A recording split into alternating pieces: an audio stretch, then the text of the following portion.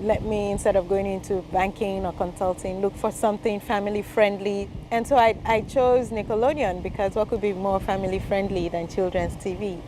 But coming with an HBS MBA and a Goldman Sachs on my resume and going into a group that was all ex-bankers also with HBS MBA, I completely underestimated how much work it would be.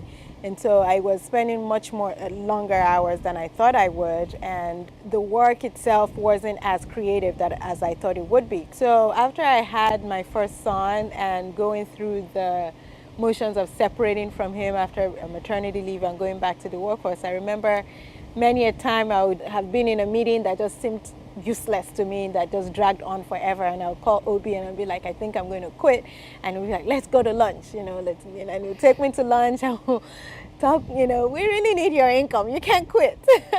You're not a quitter, just think about what you want to do, what do you want to do as a next step, and all of that, and that really helped me through that. And then I got promoted and I stayed because I was like, okay, I must be doing something right. But then I got pregnant again and I had my second child. And during that maternity leave, got to spend even more time with my first son and realized that, I can't see them just 1 hour a day. That's just not, it's not doable. And that was when I started to really think about what next. For Simi, the first 6 weeks back to work after the birth of her second son were especially challenging. At one point, my boss said to me, we hired you to be a workhorse, not to get on the mommy track. And there were a lot more comments, but now I realize, talking to people that, some of those things were illegal.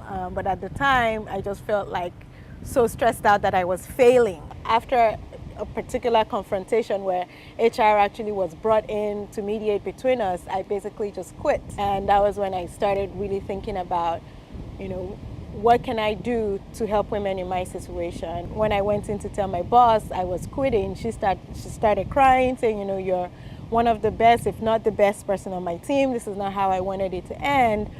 And I really started thinking, what can I do to make sure that I help both sides, both the woman who's drowning because she wants some work-life balance, and also what can I do to help the company retain that woman. That's why I really got interested in coaching and helping women really understand how to balance the work and the life and achieve their best in both spheres without feeling like they're failing in one or the other. Initially, I must say I didn't quite understand what the business model was, and it took her several attempts and several discussions to sort of get me to understand what it was all about. At the time, it started out as an emotional response. I'm going to go out there, and he just kept asking, what's the business model? What's the business? How do you make money? I wasn't very concerned about her being able to execute, because it was clear to me that whatever she was or she's passionate about in life, she's going to get it done one way or the other. So I'm like, fine, as long as you know what you're doing and you think that there's a very strong, identifiable audience and market for this business, go for it.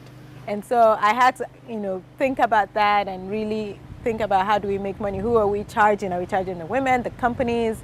And he really helped with that, just honing in on who exactly is the client, who's getting the benefit, and how do we communicate our value proposition to the client.